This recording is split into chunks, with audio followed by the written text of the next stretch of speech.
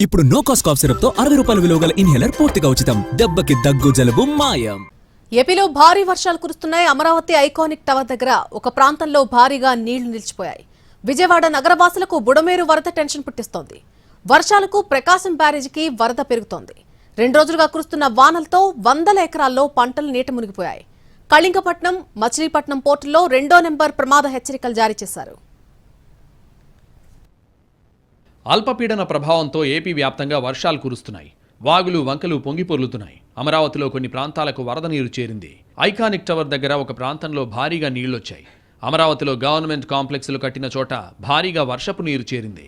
రాజధాని ప్రాంతంలో సిఆర్డీఏ అధికారులు భారీ వర్షాలతో ఎఫెక్ట్ అయ్యే పాయింట్లను చెక్ చేశారు. నిర్మాణాలు, వాగులు, ఇతర ప్రాంతాలను పరిశీలించారు. మరోవైపు విజయవాడ నగరవాసులకు బుడమేరు వరద టెన్షన్ పట్టుకుంది. గతేడాది ఇదే సమయంలో నగరాన్ని బుడమేరు వరద ముంచెత్తింది. 2 రోజులుగా కురుస్తున్న వర్షాలకు పలుచోట్ల బుడమేరు పొంగి ప్రవహిస్తోంది. గుణదల 1వ డివిజన్లోని వంతెనపై నుంచి వరద ప్రవహిస్తోంది. వంతెనపై రాకపోకలకు అంతరాయం ఏర్పడింది. గతేడాది పరిస్థితులు పునరావృతం అవుతాయని బుడమేరు పరివాహక ప్రాంతాల ప్రజలు ఆందోళన చెందుతున్నారు. భారీ వర్షాలకు ప్రకాశం బ్యారేజీకి వరద పెరుగుతోంది.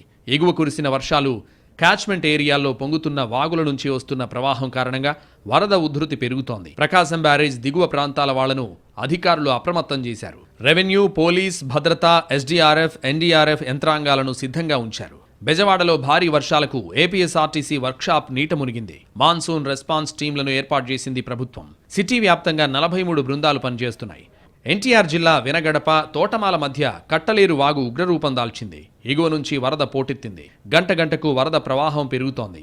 దాంతో విజయవాడ, నూజివీడు శివారు 20 గ్రామాలకు పూర్తిగా రాకపోకలు బంద్ అయ్యాయి. వాగు దాటకుండా రోడ్డును పూర్తిగా మూసివేశారు పోలీసులు. పల్నాడు జిల్లాలో వర్షం బీభత్సం సృష్టించింది.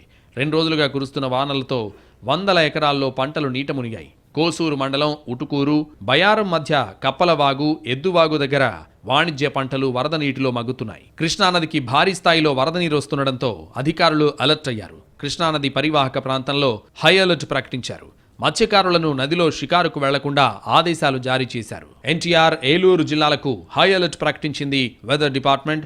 కళింగపట్నం, మచిలీపట్నం పోర్టుల్లో 2వ నంబర్ ప్రమాద హెచ్చరికలు జారీ చేశారు.